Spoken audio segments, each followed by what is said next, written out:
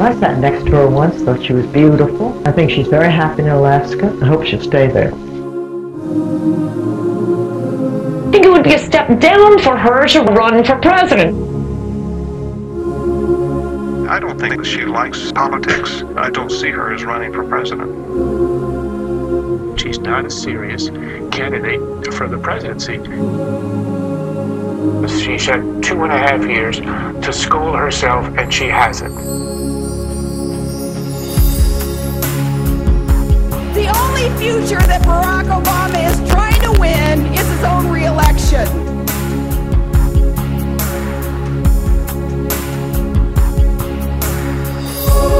He's willing to mortgage your children's future to ensure his own.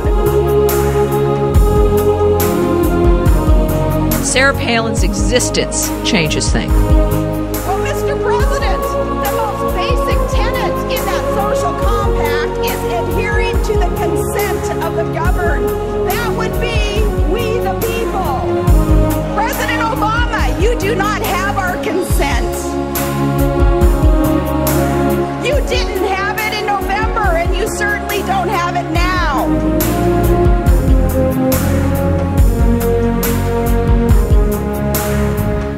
You willfully ignored the will of the American people.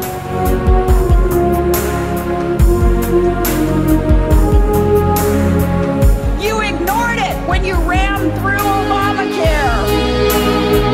You ignored it when you got us into a third war for fuzzy and inconsistent reasons, a third war that we cannot afford. You ignore it when you apologize for America while you bow and kowtow to our enemies and you snub our allies like Israel.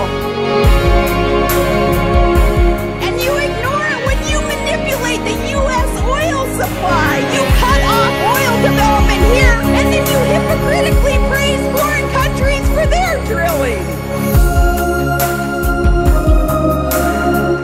You ignored it when you went to bat for government-funded abortions, and yet you threw our brave men and women in uniform under the bus, Mr. Commander-in-Chief. And when hard-working families are hit with $4 and $5 a gallon gas, and your skyrocketing energy and food prices as you set out to fundamentally transform America, you ignore our concerns and you tell us we just better get used to it. Well, Mr. President, we're not going to get used to it. Not now, not ever. We are now all Sarah Palin. We are all Sarah Palin.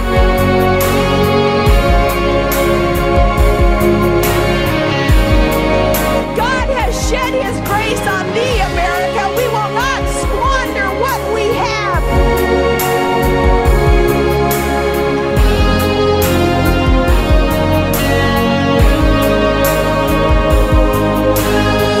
It starts here. It starts now.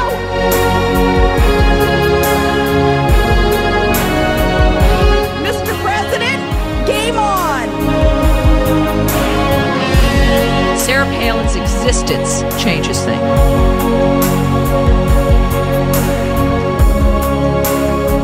I've said this before, whoever tapped into the nature of what we were doing first, who has national aspirations, would be the winner. And she's it. She's it.